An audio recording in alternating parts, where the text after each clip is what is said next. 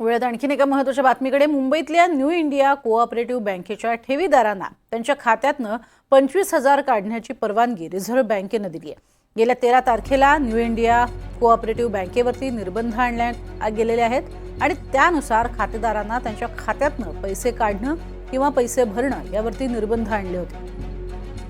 बँकेची आर्थिक स्थिती आढावा घेतल्यानंतर आता येत्या 27 तारखेपासून पैसे काढणं शक्य होणार आहे.